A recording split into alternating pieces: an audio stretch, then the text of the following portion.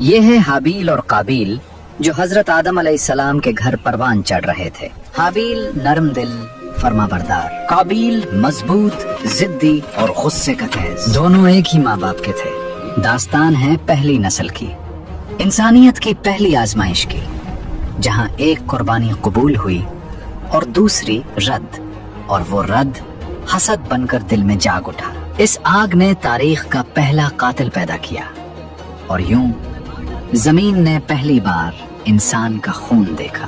आइए देखते हैं कि आखिर काबील ने हाबील को कत्ल क्यों किया। हजरत हव्वा रजी अल्लाह अन्हा 20 या 40 मरतबा हजरत आदम अलैहिस्सलाम से हामिला हुई। हर हमल में 2-2 बच्चे पैदा हुए, एक लड़का और एक लड़की।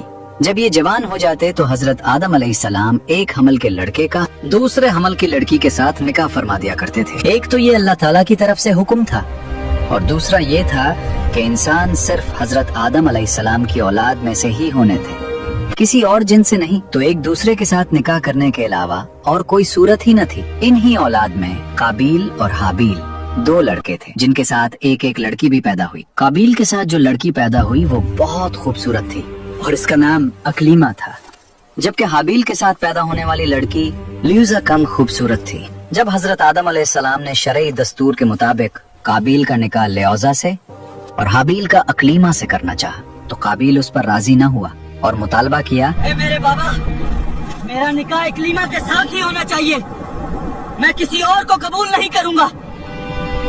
काबिल, अकलीमा तेरे साथ ही पैदा हुई थी, वो तेरी बहन है, उसके साथ तेरा निकाह जायज नहीं। ये तो आपकी राय है, अल्लाह ने ऐसा कोई हुक्म नहीं दिया। अगर तुम ये समझते हो तो तुम दोनों अपनी कुर्बानियां पेश करो, जिसकी कुर्बानी कबूल होगी वही अकलीमा का हकदार होगा। इस जमाने में कुर्बानी कबूल होने की अलामत ये होती कि आसमान से एक आग उतरकर उसे खा जाती थी। काबील खेती बाड़ी का काम करता था और हाबील बकरियां चराते थे। काबील हल्की किस्म की गंदम का एक ढेर कुर्बानी के तौर पर लाया, जबकि हाबील ने रज़ाए इलाही के लिए एक उम्दा किस्म की बकरी कुर्बानी के लिए पेश की। फिर गंदम और बकरी को पहाड़ पर रख दिया गया। उसके बाद हजरत आदम अलैहिस्सलाम ने दुआ फरमाई तो आसमान से आग नाजिल हुई और उसने हाबील की कुर्बानी को ले लिया और काबील की गंदम को छोड़ दिया। यूं हाबील की कुर्बानी कबूल हो गई और यही अकलीमा के हकदार करार पाए गए। हाबील की कुर्बानी कबूल होने पर काबील के दिल में बुग़्ज़ और हसद पैदा हुआ। काबील ने हाबील से कहा, हाबील, मैं तुझे कत्ल कर दूंगा। क्यों? इसलिए कि तेरी कुर्बानी मकबूल हुई और मेरी कबूल ना हुई, और इसी वजह से तू अकलीमा का मुस्तहिक ठहरा, लेकिन मेरे लिए ये जिल्लत है। हाबील ने जवाब दिया कि अल्लाह ताला सिर्फ डरने वालों की कुर्बानी कबूल फरमाता है। अब अगर तेरी कुर्बानी कबूल ना हुई तो ये खुद तेरे अफ़ाल का नतीजा है, इसमें मेरा क्या कसूर है? अगर तू मुझे कत्ल करने के लिए मेरी तरफ हाथ बढ़ाएगा तो मैं तुझे कत्ल करने के लिए ऐसा नहीं करूंगा, क्योंकि मैं नहीं चाहता कि मेरी तरफ से इब्तिदा हो। हालांकि मैं तुझसे कवी और तवाना हूँ, ये सिर्फ इसलिए कि मैं अल्लाह ताला से डरता हूँ और ये चाहता हूँ कि मैं गुनाहगार न बनूं। हाबील की खौफ खुदा पर मुश्तमिल इस तमाम गुफ्तगू के बाद भी काबील अपनी शहवत की तस्कीन के लिए नफ्स अम्मारा के शर का शिकार होकर अपने भाई को कत्ल करने के इरादे पर डटा रहा और बिलाखिर काबील ने हाबील को किसी तरीके से कत्ल कर दिया और यूं दुनिया और आखिरत का खसारा उठाया। कह रहा हूँ वो कर, वरना मैं तुम्हें अभी मार डालूंगा। हाबील, आज मैं सब कुछ खत्म कर दूंगा। ये तुम्हारी किस्मत थी।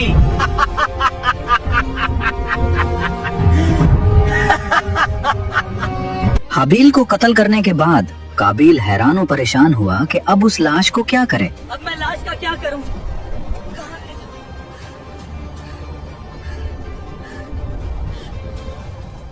क्योंकि उस वक्त तक कोई इंसान मरा ही ना था। चुनाचे एक वक्त तक वो लाश को पुश्त पर लादे फिरता रहा। फिर जब उसे लाश छुपाने का कोई तरीका ना आया तो अल्लाह ताला ने इंसानों की तदफीन का तरीका सिखाने के लिए एक कव्वा भेजा। चुनाचा यूं हुआ कि 2 कव्वे आपस में लड़े, उनमें से एक ने दूसरे को मार डाला। फिर जिंदा कव्वे ने अपनी चोंच और पंजों से जमीन करीद कर गड्ढा खोदा, उसमें मरे हुए कव्वे को डालकर मिट्टी से दबा दिया। कव्वे का वाकया देखकर काबील को शर्म आई कि मुझे इस कव्वे जितनी भी समझ न आई कि अपने भाई की लाश छुपा लेता। फिर काबील ने भी जमीन खोदकर हाबील की लाश को दफन कर दिया।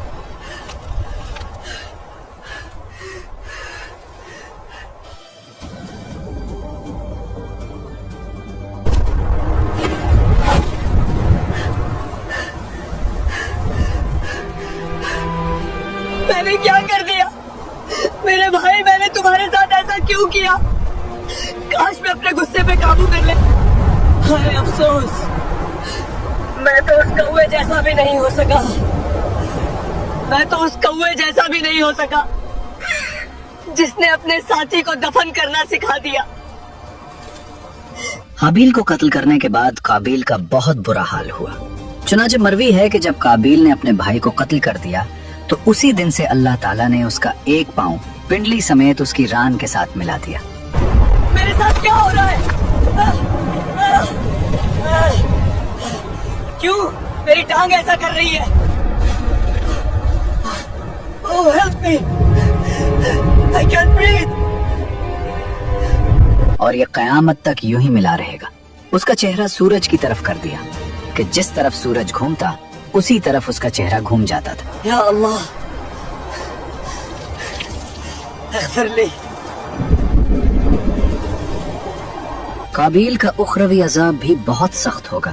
جیسا کہ حضرت عبداللہ رضی اللہ عنہ سے روایت ہے، رسول اللہ صلی اللہ علیہ وسلم نے ارشاد فرمایا، کسی جان کو ظلماً قتل نہیں کیا جاتا مگر اس کے خون ناحق میں حضرت آدم علیہ السلام کے پہلے بیٹے کا حصہ ضرور ہوتا ہے، کیونکہ اس نے پہلے ظلماً قتل ایجاد کیا.